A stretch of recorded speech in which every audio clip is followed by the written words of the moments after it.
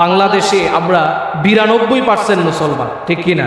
আমরা আল্লাহ তাআলার বান্দা কারা? যারা মুসলমান তারাই তো আল্লাহ তাআলা বান্দা, ঠিক কিনা? আর যারা মনে করেন মুসলমান না, তারা কি আল্লাহ তাআলা বান্দা হতে পেরেছে? তারা আল্লাহ তাআলা বান্দা হতে পারে নাই। কারণ তাদের সম্পর্কে আল্লাহ সুবহানাহু ওয়া তাআলা বলছেন, উলাইকা কাল আনআম বাল হুম আদল। তারা তো পশু নয়, পশুর থেকেও নিকৃষ্ট। কথা বলেন ঠিক কিনা?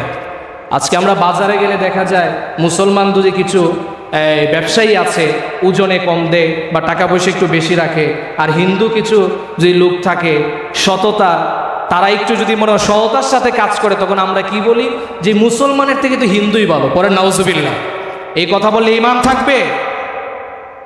সে তো সতই হতে পারে না, যে আল্লাহকে বিশ্বাস করে না, সে যত সত্য কথা বলুক তাকে সত্যবাদী বলা যাবে না। কারণ যে আল্লাহকে বিশ্বাস করে না সে কিভাবে সত্যবাদী হয়?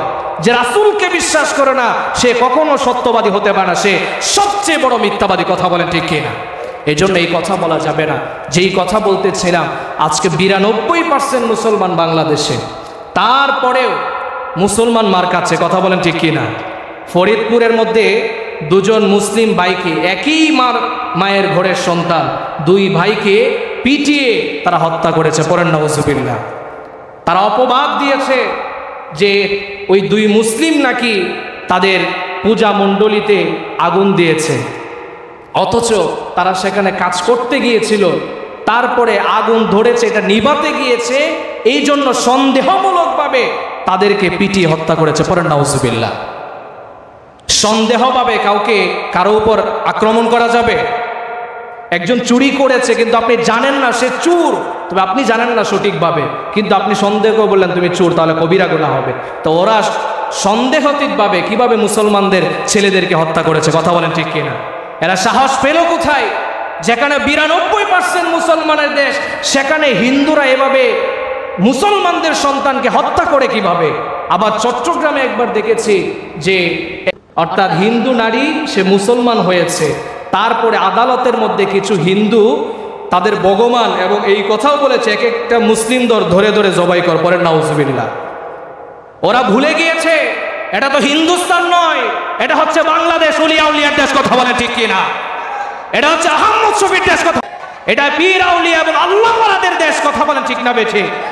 92% মুসলমানের দেশ, হিন্দুরা কিভাবে দুঃসাহস করে মুসলমানদের উপর আক্রমণ করে? কথা বলেন ঠিক কিনা?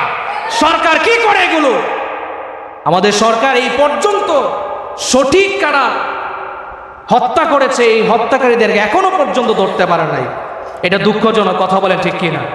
এই 92% মুসলমান যদি চেষ্টা করে 1 ঘন্টার ভিতরে গোটা বাংলাদেশ থেকে এই হিন্দুদেরকে দূর করা সম্ভব কিনা? কিন্তু মুসলমান জাতি এটা করবে না। কথা বলেন ঠিক না বেঠে?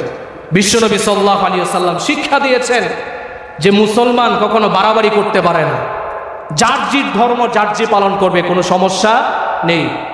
বাংলাদেশে এত পরিমাণ মুসলমান, গোটা কয়েকটা হিন্দু, তারপরেও কোনো মুসলমান তাদের উপর আক্রমণ করে শুনেছেন এই কথা? কোনো পূজা মণ্ডলীতে আক্রমণ করেছে?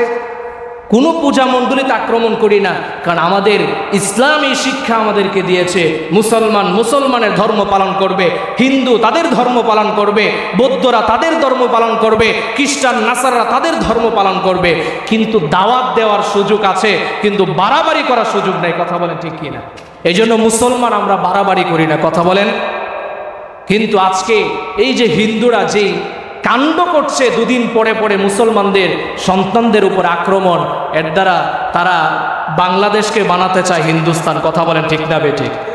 এদেশের তাওহীদি জনতা যতদিন পর্যন্ত আছে ততদিন পর্যন্ত এই দেশকে কোনোভাবে নাস্তিকবাদী হিন্দুয়ানি কালচার বাংলার জমিনে প্রবেশ করা যাবে না। কথা বলেন ঠিক কিনা?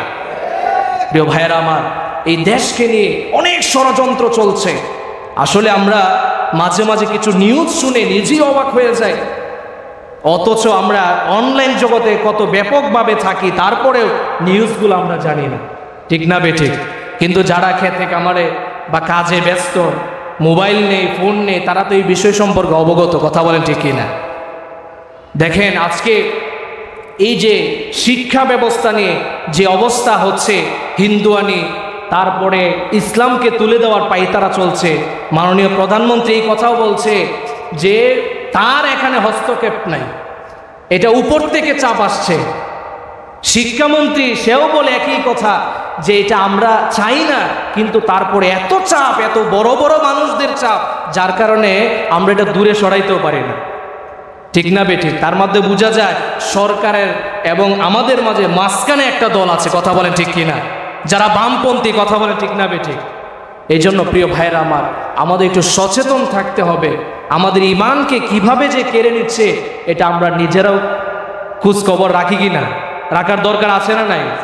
এই জন্য আমি বলবো যে মুসলমানের দেশে যদি কোনোদিন হিন্দুরা, নাস্তিক্যবাদীরা বিভিন্নভাবে আক্রমণ করতে চায়, তখন আমাদেরকে সোচ্চার হওয়ার দরকার আছে না নাই? জবাবদাহিতা করার দরকার আছে না নাই? কিভাবে জবাবদাহিতা করবে? এত মানুষ, তারপরে আওয়াজ হচ্ছে না, এ দ্বারা বুঝাই যায় যে আমরা কি কতটুকু জবাবদাহিতা করতে পারবো। কথা বলেন ঠিক কি না? এই জন্য আমি বলবো, যদি এদেশের তাওহীদি জনতা একত্র থাকে, এদেশের মুসলমান যদি একত্র থাকে, তাহলে বাংলাদেশে কোনো হিন্দুয়ানি কালচার, নাস্তিক্যবাদী কালচার বাংলার জমিনে প্রবেশ করানো যাবে না। আল্লাহ তাআলা আমাদেরকে বুঝার এবং কথাগুলো শুনে আমল করার তৌফিক দান করে, সকলে পড়েন আমিন। বাকি আলোচনা আগামী জুমায় হবে ইনশাআল্লাহ। যারা 4 রাকাত সুন্নাত পড়েন নাই, 4 রাকাত সুন্নাত পড়ে নেন।